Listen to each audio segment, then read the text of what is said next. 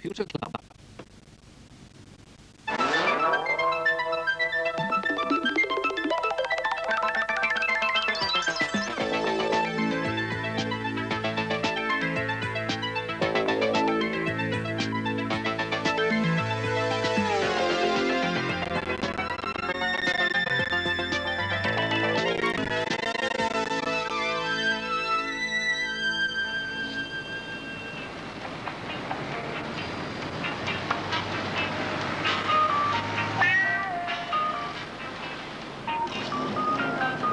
This is the BBC's television centre in London.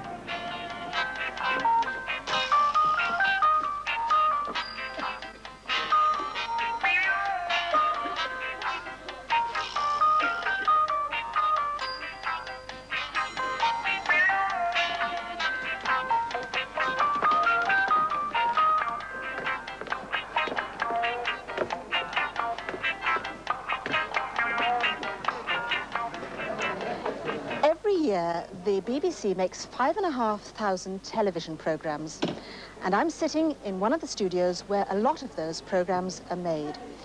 Here they're about to start recording an episode of Sorry, a comedy programme with Ronnie Corbett. A lot of people have been involved in making this programme, but it all started 4 months ago when the producer was first handed the script.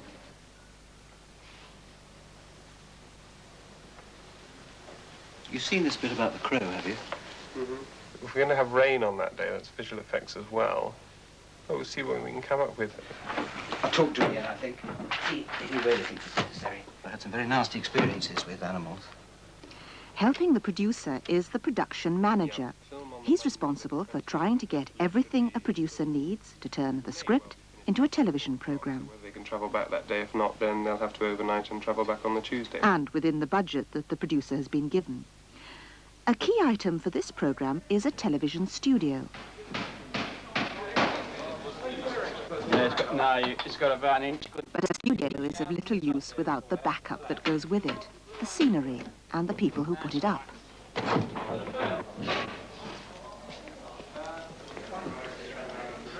The technicians who control and set the lights.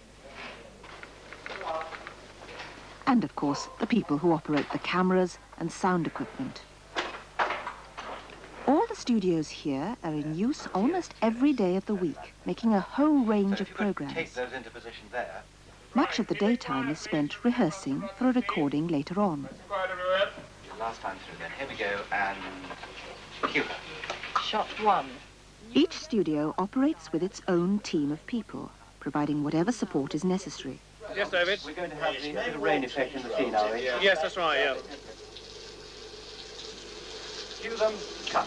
That's double keying on that wall. That's what the trouble is here. It's a costly business, so it's important to make the best use possible of the limited time available. But a programme may not be entirely made in a studio. I think we ought to go maybe as far as Exmoor, I suppose. I mean, looking on the map, that looks like the first area of high land, heathland, anyhow. And you think it's worth going that far? Would you think so? Yeah. Yeah, I agree. Okay, bye-bye. For certain scenes, it's sometimes more practical to go out on location. That means calling on other teams of people, all of whom have to be booked in advance. One such team might be a film unit. This includes electricians to help make dull days brighter, a sound recordist to capture just the right atmosphere, 243, take two. and, of course, the cameraman. Action.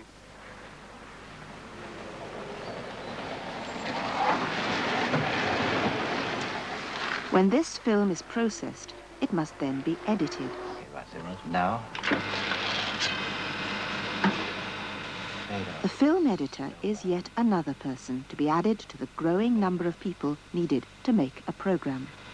Yeah, fine. Now we know the next thing. But the list doesn't stop there. I think we better produce. Hello, Malcolm. Yes, hello. Richard Bowden, production manager on Sorry, Series 3. Visual effects effort for this lot of filming. We're filming between the 6th and the 20th of September. And we've got one sequence which we're going to be filming down in Exmoor, and we're going to need rain effects there. There are people who can make almost anything happen. Yeah, almost as good as the real rain. No, it's not as good as the real rain, I must be honest. But... So, stand by, please. Turn over. Action!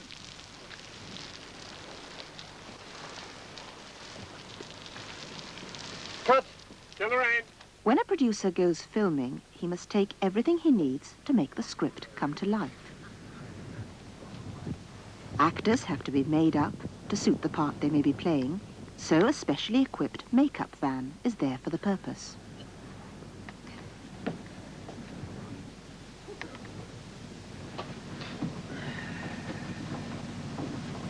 Like all the other jobs, makeup requires a particular kind of expertise.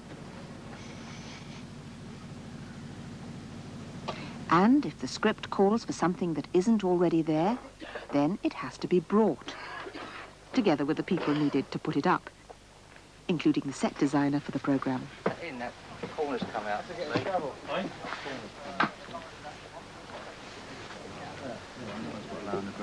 But before any of this can happen, the production manager must estimate the cost in time and money for everything and everybody that's needed to make the programme. The costs of the various services, or resources as they're called, are given in a special guide. Once the totals are calculated, they form the producer's estimate of costs. These include everything he's likely to need, both in the studio and out on location.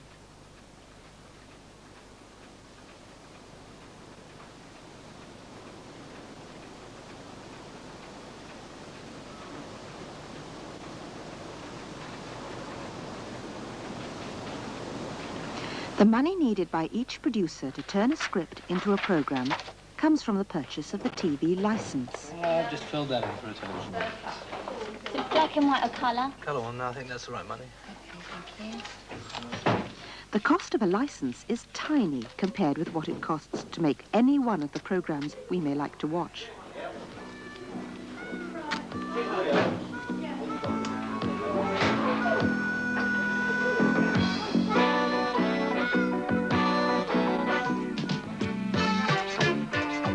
It's easy to take for granted the range of programmes you can see.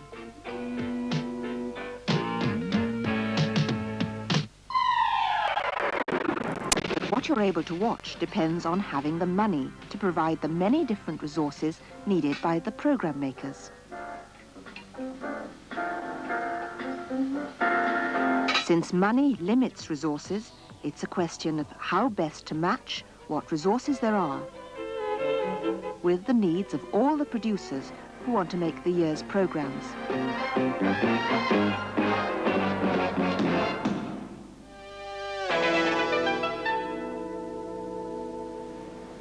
Coordinating the needs of all the producers making the year's programmes is really quite a job. And it's a job that's done here, on the 6th floor of Television Centre in the Resource Planning Department. The people who work in this department are responsible for trying to find the best possible way of using all the available resources to meet the needs of all the producers. Can the year's programmes be fitted into all the available studios? Can all the studios be operated with the backup teams that are available? This is where the producer's estimates come in. The producer's estimates actually go into too much detail for this department. All they're really interested in are the key items, the resources that everybody needs, such as studios, film crews, makeup artists, or set designers. So it's a summary of those key items that are sent up here on this sort of form. It's called a programme offer. By limiting the amount of information to just the key items, it's easier for the planner to get an idea of where the real problems are likely to be in matching the supply to the demand. Each item is given a special code, and the quantity needed is measured either in number of days or number of hours, depending on the resource. A programme offer goes to the resource planners, not from the producer, but from a manager in the department where the producer works. Richard, thank you for coming. Just been looking at your DVE for Sorry, particularly your man-hour requirements. 1,300 odd for programme 1. It's someone who's responsible for knowing the needs of just those producers in his particular department, in this case, light entertainment. The manager can usually spot at a glance any problems there may be in providing the resources needed. Well, what's going to be difficult is, in fact, over the series, we're going to be quite high. We do come down later on in the series. He then singles out the main items and sends them up to the planners. 205, so we'll recoup a fair amount there. And after that, the information is put into the computer.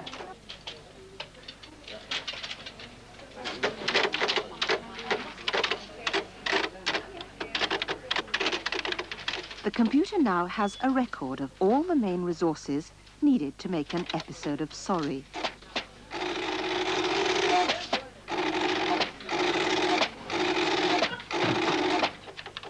The problem is that when the programme department sent in that original estimate, they had little idea what other programme departments would be needing at the same time. So the planning department here has to balance the possibly conflicting needs of different programme makers. They use their experience to improve on the estimates, and after that there's no problem about tapping in additional information and amending the database.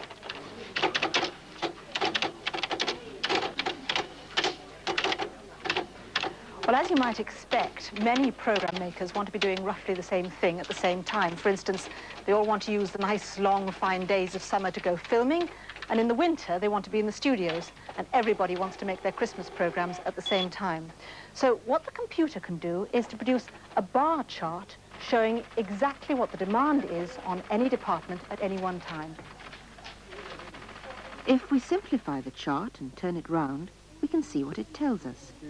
It's a chart showing the demand for film crews for each week of the year.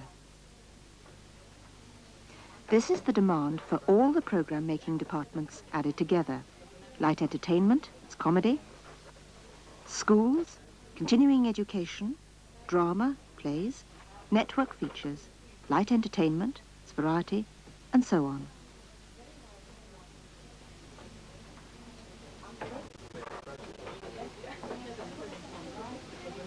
But there's a limit to the number of film crews available each week. And there are several times of the year when the computer's showing that the demand exceeds the supply. That's usually the problem for many of the key resources.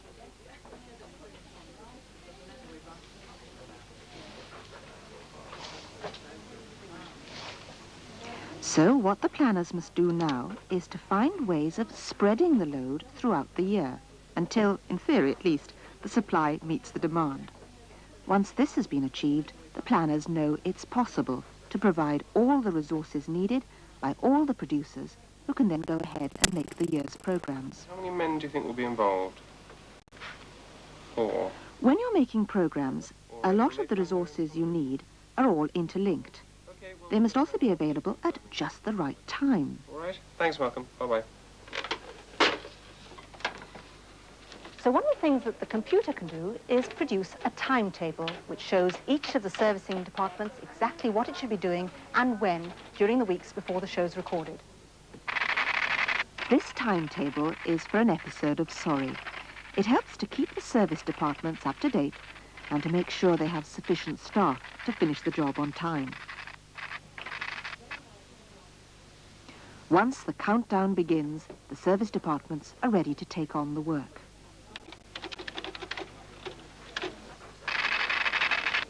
First, there are the sets to be designed. Until you've done that, you can't start building the scenery. If you base it on these little pictures, do you remember the field bond we did on location? You deal with the overall dimensions. So you box out the beams, 150. Days later, and it's the turn of the costume designer. Together with the set designer, she must be scheduled to cope with the filming as well as the studio.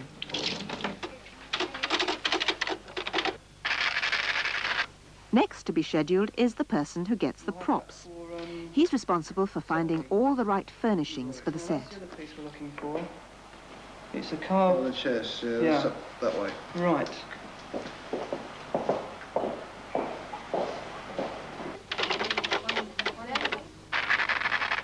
By now, the costumes designed earlier are beginning to take shape.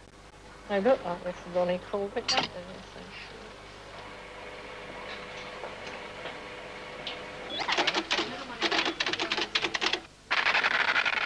5 days later, and the scenery's shaping up. Under the watchful eye of the programme set designer. Do there, we use what cement, it should just be stained. Just, old. well, yeah, some sort of... yes, yes. 1 day to go, and at midnight, the studio becomes available, so everything can be moved in.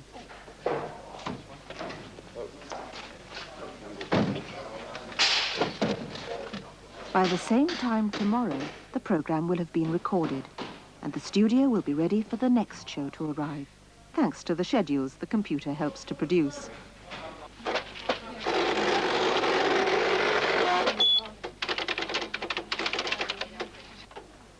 What makes the computer here an ideal tool for the job is that it can scan very quickly through huge quantities of information, it can constantly update that information, and it can present the information in different ways according to the needs of the people who want it. Back in the studio, the rehearsal is over. There's now only just enough time to get the whole show recorded. Kate, will pop your hat down on that table and stuff.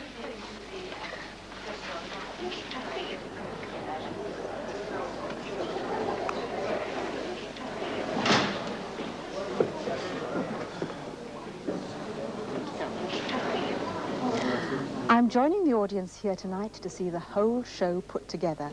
It's ready exactly on schedule, which is just as well because there'll be another show being put together here tomorrow night, just as there was yesterday.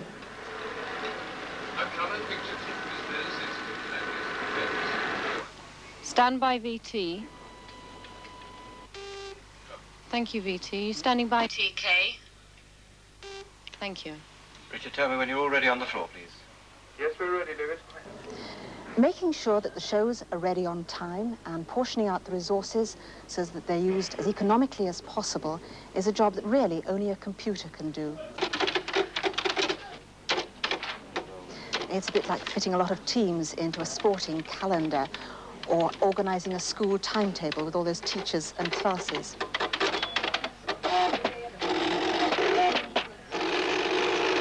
But there are a lot of things that the computer can't do, such as writing the script and, in the end, making the programme.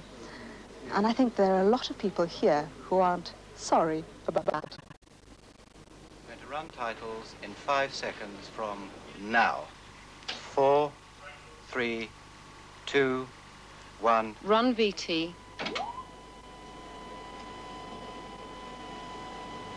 6, 5, 4, 3, 2, 1.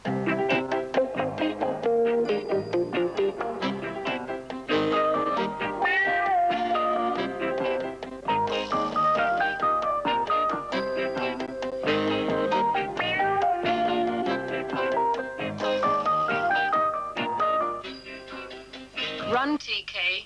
9, 8, 7, 6, 5, 4, 3, 2, 1, 0. Fade up. 3 minutes, 42 Fade down.